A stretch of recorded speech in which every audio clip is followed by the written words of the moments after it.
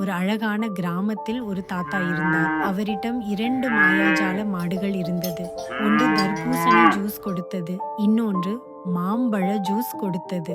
தினமும் காலை தாத்தா ஜூஸ் குடிப்பாரு. மீதிய கிராமத்துல விற்பனை செய்வாரு. எல்லாரும் ரொம்ப ரசிச்சாங்க. ஆமா, தாத்தா நாளுக்கு நாள் பணக்காரர் ஆயிட்டாரு. இப்போ தாத்தா ஒரு புது ஸ்கூட்டர் வாங்கினாரு. தங்க மோதிரம் மற்றும் குளிர் கண்ணாடி போட்டுக்கிட்டு ஹீரோ மாதிரி ரவுண்டா வராரு.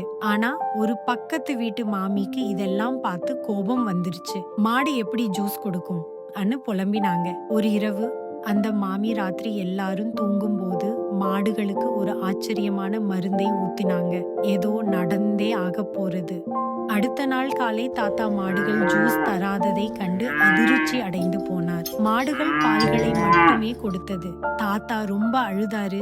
ஜூஸ் கிடைக்கலன்னு இல்ல, யாரும் லைக் பண்ணல, ஷேர் பண்ணல, சப்ஸ்கிரைப் கூட பண்ணலன்னு. தாத்தாவை மீண்டும் அழவைக்காம இருக்க இந்த வீடியோவுக்கு லைக் பண்ணுங்க, ஷேர் பண்ணுங்க, சப்ஸ்கிரைப் பண்ண மறக்காதீங்க.